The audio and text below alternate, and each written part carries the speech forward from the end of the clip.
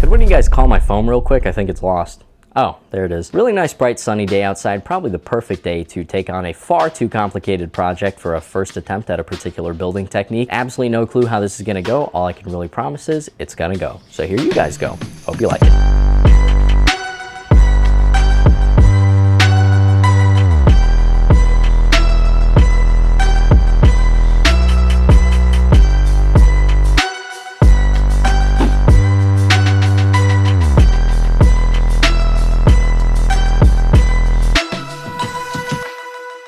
So I've had the opportunity to use the E7 Plus standing desk from Flexispot for a handful of months at this point. This is my honest opinion on it, and I'm not gonna exaggerate because it's an ad or whatever. You would have to cut my freaking legs off at the hip to get me to go back to a regular desk. Not only is it extremely beautiful, it's extremely high quality, and it's one of the most affordable on the market before you add this code that gives you $50 off. It's kind of a no-brainer. Talking about the looks, what can you say? It's this beautiful, sleek, modern design. I got the dark bamboo tabletop with these satin black legs. 4 legs, by the way, not the usual 2 legs that these standing desks come with, which is the reason why they are basically known for being super wobbly. The 4 legs on the E7 Plus makes it so that whatever height you set the table to, it literally just feels like a really nice high quality table that was built at that height. Silky smooth raising and lowering function, all electronic. We're not dealing with hand cranks or whatever. I don't know, Eli, I got these 2 big gaming monitors in this tower. What if I overload the table and I break it? 440 pounds of lifting capacity, 540 pounds of static holding capacity. Clearly way more than you're ever actually gonna need, but the idea is you're never realistically gonna accidentally overload the table and damage it somehow. And even if you did, 15-year warranty with every table. Sorry, E7 Plus standing desk. Now at 500 bucks, the E7 Plus is literally half the cost of the competitors. You add on to that my discount code, that's 50 bucks off, and they're having their Brand Day and Memorial Day sales. So if I'm reading that correctly, it says up to 80% off and a chance to win free orders. So check the link in the description or scan this QR code to access these bizarrely epic deals. Thanks a bunch Flexispot for sponsoring the video. Let's get back to it. All right, here's what we're melting with. The old V something, I don't know, not a sponsor, but it was 100 bucks on Amazon. These are my propane accessories, I assume. Wow, I've never had a real Crucible before. All right, this goes here, I assume, and this goes here. By the way, guys, this camera is also brand new. Sorry if stuff just looks weird right now. I'm still figuring out all the settings and everything. Hopefully this is all watchable. All right, I think that's pretty much it. Just gotta get my ancient old propane tank hooked up to this thing. But not before we make up our foam thingy. Foam form, is that what you call it? Now, I don't plan on doing this much lost foam casting, but they only sold these 1/2-inch sheets in 4x8 pieces. Probably be about good. And this 1/2-inch stuff comes with this plastic sheet so that it doesn't break in transportation. We're gonna go ahead and peel that off because that's gonna kind of repel the glue and keep our layers from being able to stick together. All right, I've gone into light burn and I've created 6 of these rings. These have 1 1/8 inner diameter and 1 inch and, I don't know, 6.250 outer diameter. Is that 5/8? Say 1 inch and 5/8, could be completely wrong there. Let me cut one out for a test real quick. You can see I was calibrating the cutting power a few times before. One thing I really enjoy is the fact that this foam has almost no smell when it's cut. That was not powerful enough though. Yeah. Looks pretty good. I'll go ahead and try to run them all. Did that work?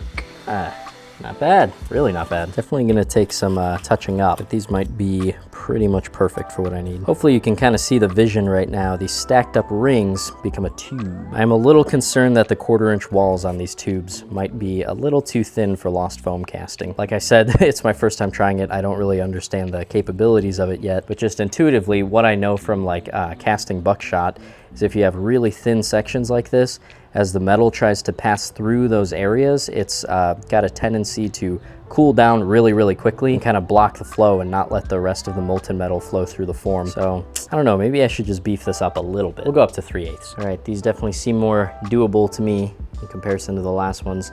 So we're gonna go ahead and proceed. The inner diameter is pretty bang on too, so you see the vision. I'm gonna use that Gorilla Super Glue with the blue cap. Just do a dot here and a dot here and just spin till it spreads. I'm actually going to put more effort into lining up the inner diameter, so I'm gonna keep peeking on the inside there, because the outer diameter I can shave off really easy. It's the inner one that's gonna give us more trouble, but that's pretty good, and it locks on. I would have assumed that this super glue would totally melt this stuff, but it actually does very, very well. Super nice and quick.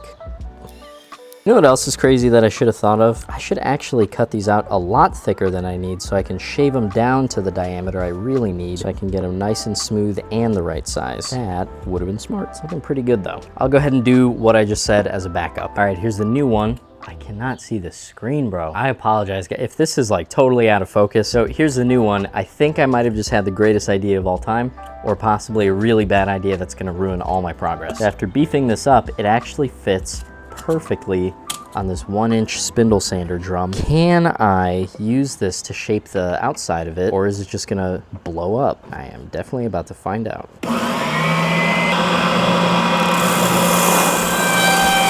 Ah! Why did it do that? All right, rubber band.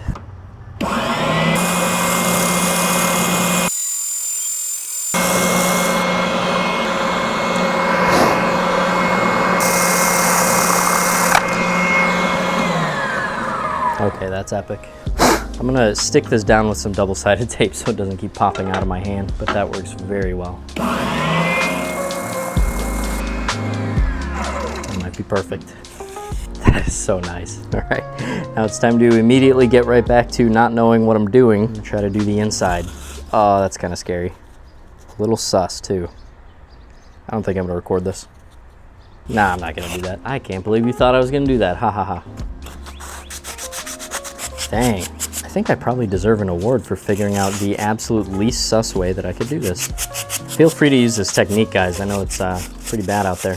An absolutely perfect fit here. And here are the flanges I came up with. They're not historical or anything. I just kind of freehanded them in light burn, but I think they're gonna look pretty cool. And they should be pretty functional too. Pop these out. And I do actually have a fair bit of shaping to do on these. It's gonna be a lot more labor intensive than this one. So first I'm gonna take off the little seam that's left over from the multiple passes on the laser engraver. Now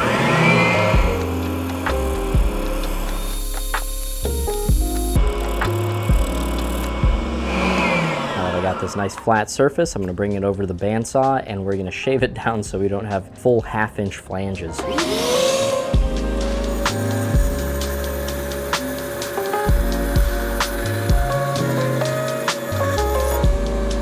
And then finally, we're back over to the spindle sander to round out the point that makes contact with the tube so that we can get a good weld with the glue and there's no gap right there. And I'll also put a very light bevel all along the outer edge.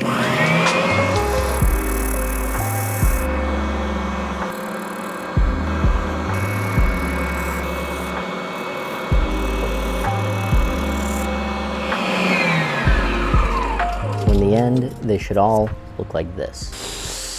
Okay, now I'm gonna glue these on. The amount of work I put just into the styrofoam, I think I can pretty safely say if this pour doesn't work and I just completely destroy all of this, I am going to weep. Not enough. Oh, it is melting a little bit. Well, maybe that'll be a good thing. Get a better seal. Oh, I hope I'm not destroying this right now. It's plenty humid out here. This stuff should be solidifying really quickly. Bruh.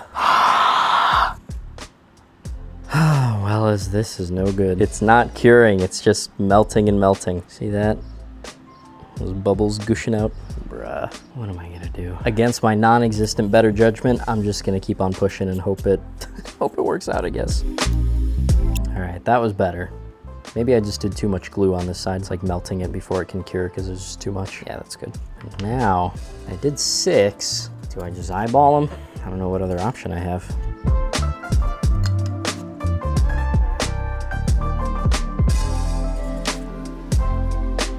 Okay, this is actually turning out pretty cool. In foam it is.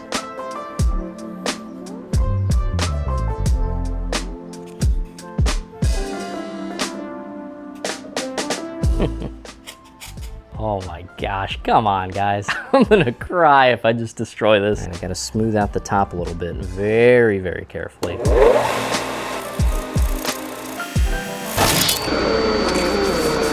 Of course, literally, how does that even make any sense? There we go. I'm thinking I'll do the rest of the smoothing by hand. All right, now just a little touch of some more aesthetic stuff, aka more stuff that will make me just cry a little bit harder if this doesn't work out. I can tell by the sizzle, I probably put way too much glue on that one. I just can't leave anything alone, can I? So if you ever want to attempt this for yourself, go for a glue that is not, what is this, acetone based? I don't know what it is, but get some kind of glue that doesn't burn your eyes, basically. From a distance, basically every glue will burn your eyes if you put it in your eyes. So get yourself some like, some tacky glue, that grandma glue, you know, in the gold bottle. Don't use this. This was a dumb idea. I'm just kind of hoping against hope at this point that if I hold these two halves together long enough, then the melted styrofoam will solidify and it'll be kind of like its own glue. This at least was a good idea, this foam cushion to push down on. It just makes sure that every single flange, even if they're kind of uneven, gets some pressure. The ring that I put on the top here will kind of flex upwards to meet the flange because of this squishy pad. Let's see. Whew. All right, thank you, Lord. As committed to ruining this thing as I seem to be, God keeps bailing me out, thankfully. All right, top one, I guess. I'm gonna try to go light on the glue as much as I can.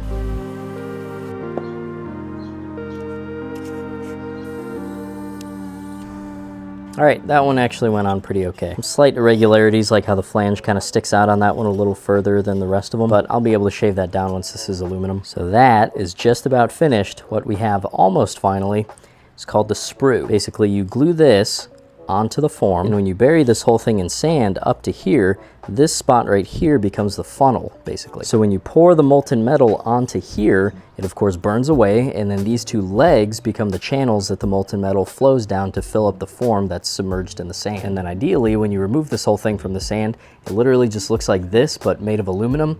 You cut off the sprue, and then that's just some scrap aluminum that you can throw back in the pot and melt again for another project. So I hope I didn't give the totally wrong impression in that intro that this is just like something that I have absolutely no clue what I'm doing, and I'm just like trying stuff and hoping I don't, you know, waste a whole bunch of time and money. I did put a lot of time into researching how to do this, probably too much time. I'm a bit of a paralysis through analysis kind of guy. Hopefully that all pays off, because this was a lot more work than I thought it was gonna be, just this little foam thing. You know what? I'm gonna go ahead and cut one of these circles in half and glue it onto the spout right here, so I just have a bigger funnel to pour into. It'll kind of look like that at the top. All right, final step for the foam mold, drywall mud. I'm gonna mix up a really runny drywall mud.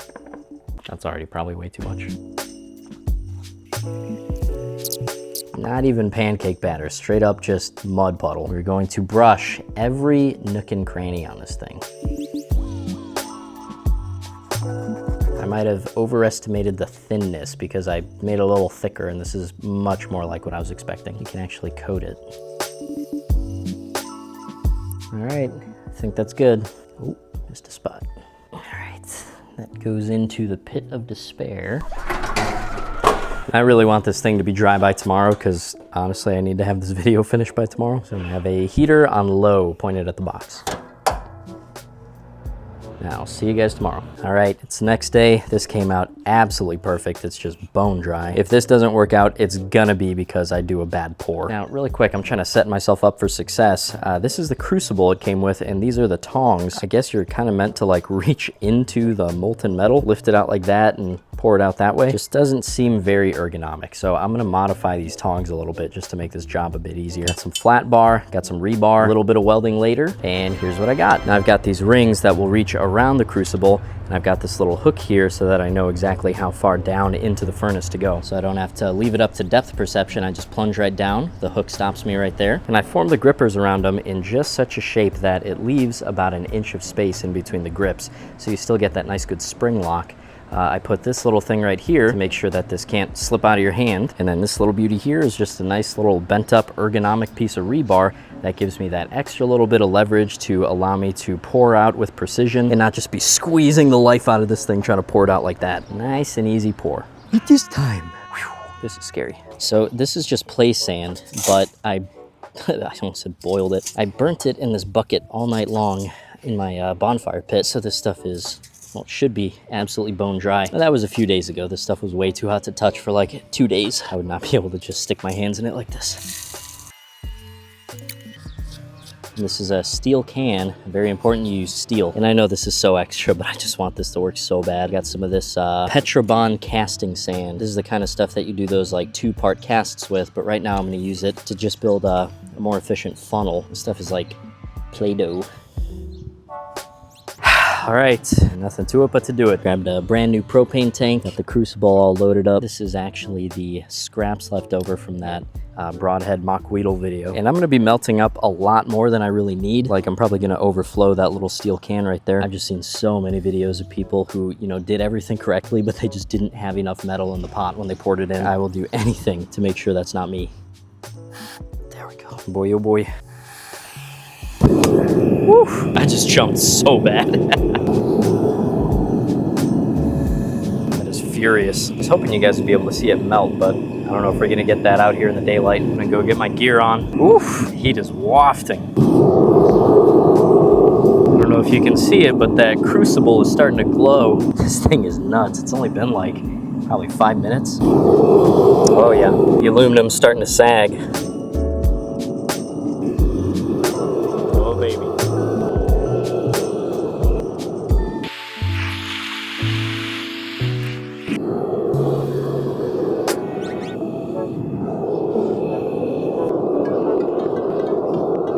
Gotta move my camera. I'm gonna try to get this all in one shot because I do not want to be messing around with the camera while there's molten metal out here.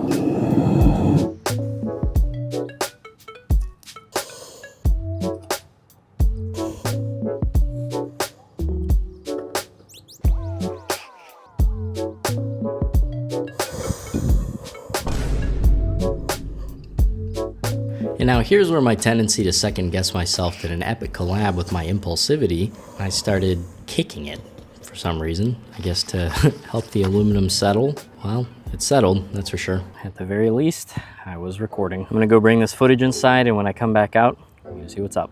I almost don't even want to pull it out. Somehow I just feel like it can't be good.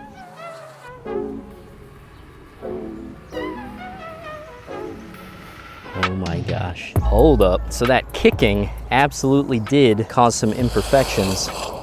But if there's just enough imperfections that I can literally just take it off with like a file or something and grind it away a little bit, which I believe is the case, then I think we got ourselves a win, baby. I'll leave that in there for a minute. So that's what the imperfections look like, and it's obviously because I was kicking it. The stones are kind of embedded in the aluminum, but it's just on the surface. Gosh, that is so cool. Whew, that can is still toasty. Oh, this is gonna be nice. I think if I didn't kick it, it would be just perfect right out of the box. I don't really mind. This is so much better than I thought it was gonna be. This is so encouraging. So now I'm gonna cut the big funnel part off so I can use the legs of the sprue to grip onto with the vise and not unnecessarily scratch up the flanges on the mace. And then man, for all the shaping, I'm gonna use nice big coarse file, little metal chisel, little hammer, and geez, just a lot of time and patience. See you in, I'm gonna say 2 hours. A lot more work than I thought it was gonna be, but it is no doubt very nice and shiny and ready for a handle. So I really like that pseudo leather wrap that we did on Dan's mace, but I don't wanna do that for the whole entire thing. I think from the bottom of the mace head to the top of the grip, I actually want to turn this into a hexagon, and then we'll finish it off with that faux leather wrap down here at the grip. So I'm going to, I guess, freehand my lines real quick. Thinking that will have to be good enough.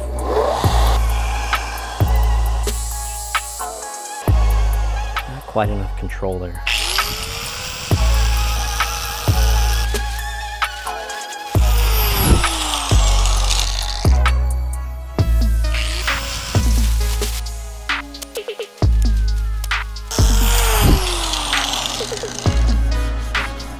All right, that actually turned out awesome. I'm gonna use a little bit of electrical tape anytime I need to make a perfect band around the handle.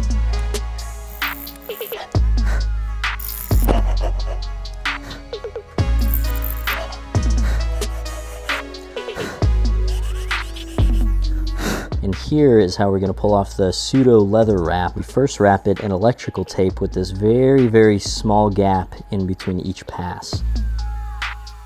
Now use that little gap as a stencil all the way around.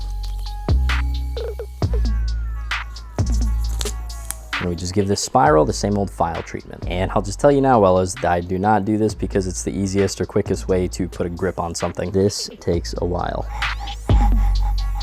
Also, it is worth it to pay attention to what direction you're putting the ridge in. Just consider that when you're swinging it, the weapon is going to want to slide out of your hand this way. It's good to have the ridges stick in this direction.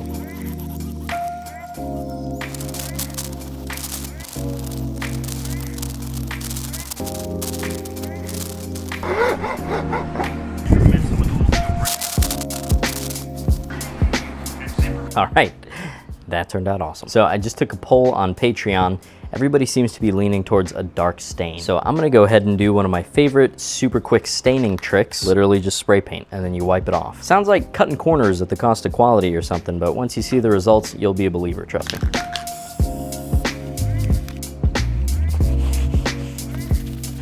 Works every time. Such a good look. It almost looks medieval. Man, that looks so good. My favorite part of it is this will be dry in like 10 minutes and ready for a clear coat. In fact, the more you wipe it, the quicker it's gonna be dry. And you know I gotta use my favorite seal coat, Gorilla Super Glue with the blue cap. I've never done this with the spray paint stain before. I'm excited to see how good this looks. Oh, and I got a little hole at the bottom and a post right here to kind of skewer this thing onto so I don't have to lay it down on the table.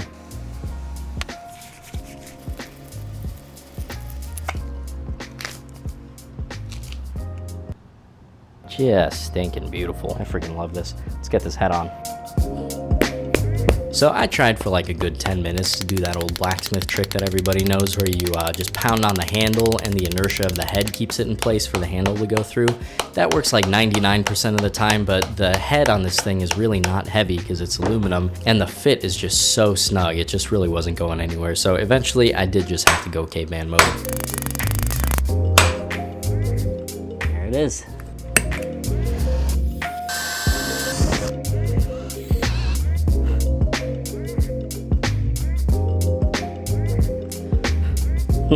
Well, could have done that better. I know, I'll just face it that way so I can't see it. I made up a leather strap, got a finish washer on another one of those flathead screws.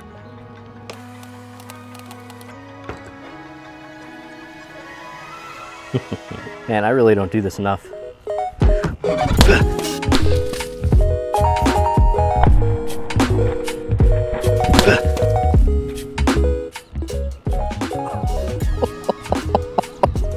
I thought I was gonna be able to eat this. Oh, we're all over my new camera.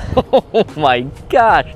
That was the most traumatic watermelon hit I've ever had. I guess that's a good welcome to ZNA Productions for my camera. Hope you enjoy your time here, buddy. All right, I'm gonna go one hand, so hopefully there's something left over for the kids. Bad hit.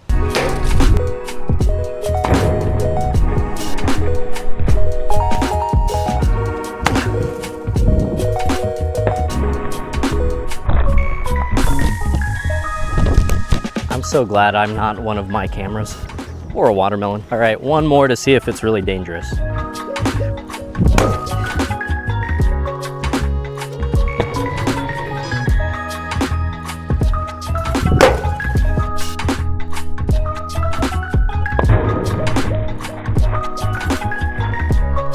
My verdict is don't hit me with it and I'll do my best not to hit you with it. Sound good?